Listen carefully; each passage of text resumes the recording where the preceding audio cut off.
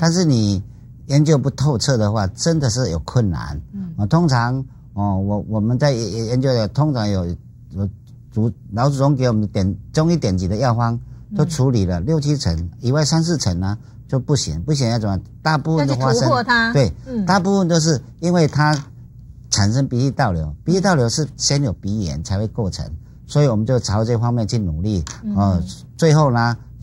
就是从这方面努力呢，把我们鼻腔里面的发炎肿胀啦，让它消炎消肿，让我们鼻窦里面呢鼻涕引流干净。只要我们的鼻涕不倒流就不会流到气管，不会流到支气管里面，它就不会咳嗽，也不会气喘。比如说我在这几个月前就有一个，她住在竹山的一个老太太，她64岁了，她从18岁到60岁一直在咳嗽到近期她到慈济到荣总到她在台中的鼎青澄清医院，她住院，哇，照了肺部都是痰她是都打类固醇或是都打类固醇还是不行打久了60几岁也有骨质疏松，她说改换用中医的方式。我就把这个理论告诉他，他接受治疗之后，他就不必每年去住院了，我就可以把他医好了。可是他3、4个月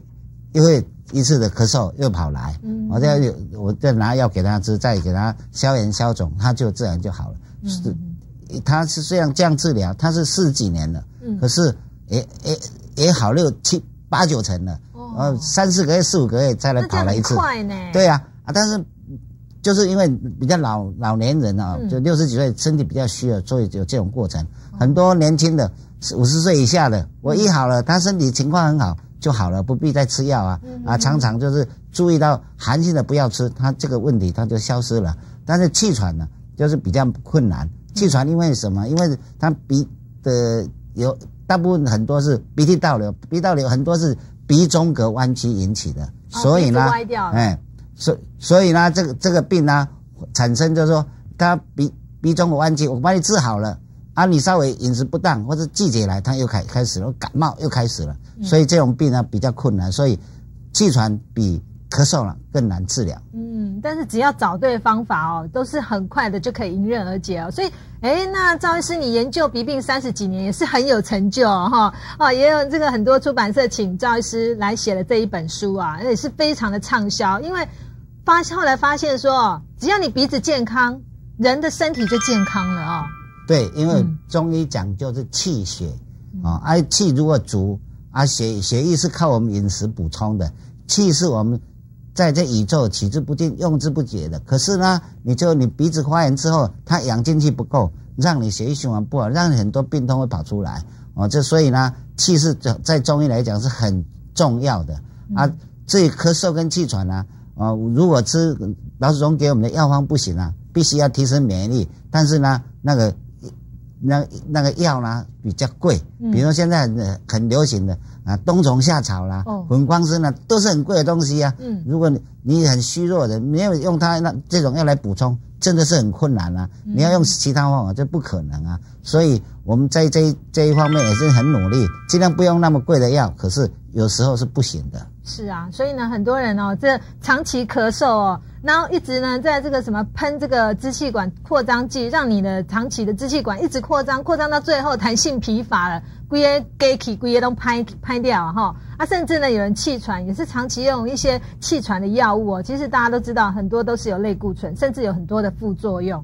后来呢经过赵医师这样研究出来，其实蛮多人的源头可能就是因为鼻涕的问题流到支气管造成你就忍不住想要咳，流到肺部呢你就忍不住就是要气喘发作所以呢从这个源头来做一个处理，其实很快的当处理个很好，所以有的人少30年真的是做冤枉的不是冤枉，这是这每一个行业拢爱专业，高之道贵以专，就是爱专业。你讲什么？搁一个教之道贵以专。真的要专业你无专业，你就干那看医生、看鼻息都袂好但是你这原理若找到，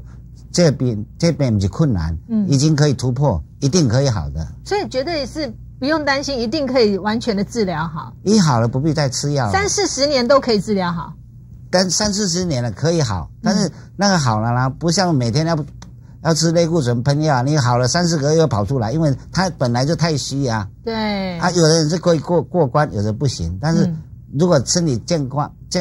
康的情况很好的话，大部分就好，就不会来。但是有的是先天的体质就不好，我一好了，他3-4个月就开始咳了，我再来吃药就好了，不必每天在喷剂啊打那个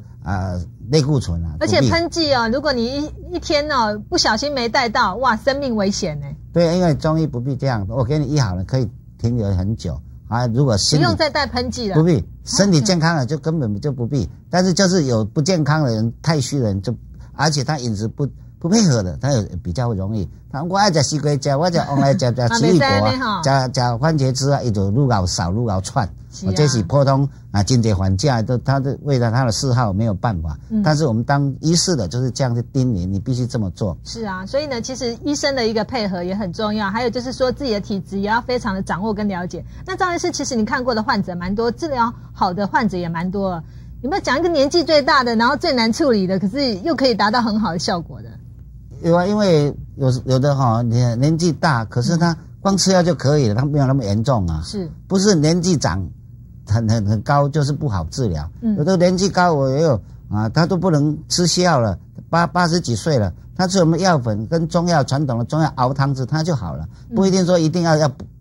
提升免疫力要补养的中药。可是呢，有的是非这样不可所以呢因人而异，因为有80岁也有很健康啊，60岁也有很虚弱的所以要看身体的体质的问题而定。对啊，其实只要找到专业的医师针对你的症状呢有研究去做一个正确的处理的话，我相信任何一个病症呢都是很轻松的可以做解决了。那今天呢，这个赵医师也很大方的把他的30几年的研究心得都分享给大家，相信你有得到很多这方面的知识。在这里呢，提醒大家有病一定要赶快看医生，而且要找专业的医师哦。今天非常感谢我们赵医师来到节目现场，谢谢赵医师。谢谢，也感谢观众朋友收看，不要忘记每一天都要准时收看我们的节目哦。我们健康100分，明天再见咯，拜拜。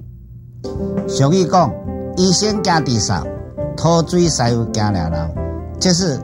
俗语的传说，现在已经可以突破这个瓶颈。至于咳嗽呢，偶发性的咳嗽呢，是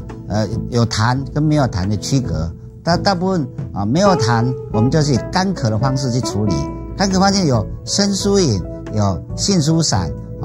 或是小金龙汤加麻杏石甘汤，通常这种处理它就可以好的。至于气喘呢，如果是因虚弱引起的，我们就用补中益气汤，用桂枝加厚补加杏仁汤。万一不行，咳嗽气喘都不能，我们就用提升免疫力的中药吃，改变他的身体的情况自然我们把鼻炎医好了，补气养生的药处理好了，这样病就可以把它治得很好。